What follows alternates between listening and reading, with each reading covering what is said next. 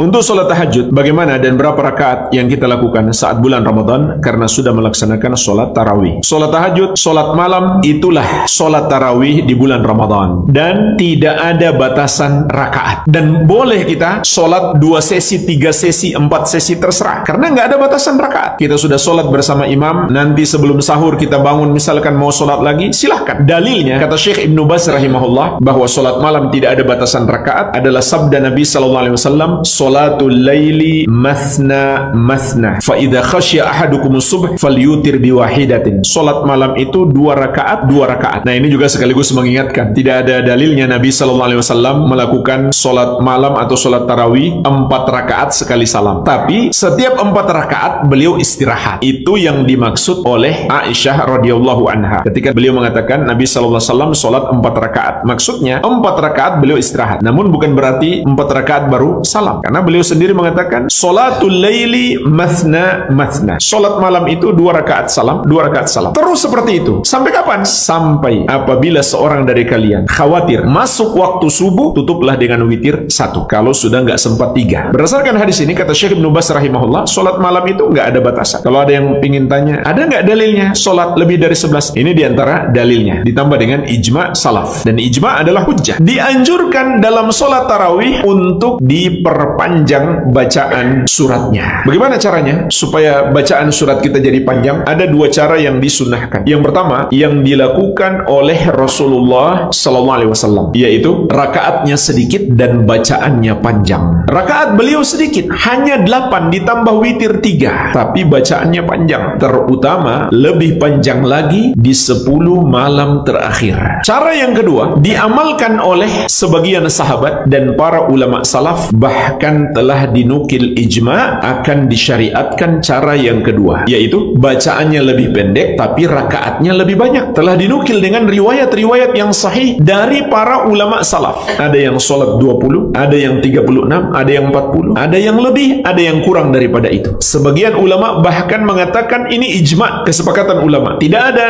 dalam buku-buku fikih terdahulu yang membid'ahkannya. Namun sebagian umat Islam membuat cara yang ketiga. Rakaatnya sedikit, bacaannya pendek. Dan dia merasa dia mengikuti Nabi Muhammad SAW. Karena beliau sholat 8. Dia lupa. Beliau sholatnya lama, panjang. Jadi nggak ada masalah. Kita mau bikin 2 sesi, 3 sesi, 4 sesi, terserah. Tidak ada batasan. Namun, kalau kita sholat bersama imam, janganlah tinggalkan imam sampai imam selesai. Meskipun kita ingin sholat 8 saja, tapi kalau imam 20, hendaklah ikuti sampai selesai. Kalau imam witir, ikuti sampai selesai. Karena imam itu dijadikan untuk diikuti. Dan juga karena Nabi SAW mengatakan, innahu man qama ma'al imam hatta yansarif kutiba lahu qiyamul lailatin. Sesungguhnya orang yang sholat tarawih bersama imam sampai imamnya selesai, ditulis untuknya pahala sholat sepanjang malam. Jadi rugi kita kalau kita tinggalkan imam sebelum imam selesai, nggak dapat pahala sholat sepanjang malam. Jadi bagaimana kalau kita sudah witir? Boleh kita sholat lagi tanpa witir lagi, karena Nabi SAW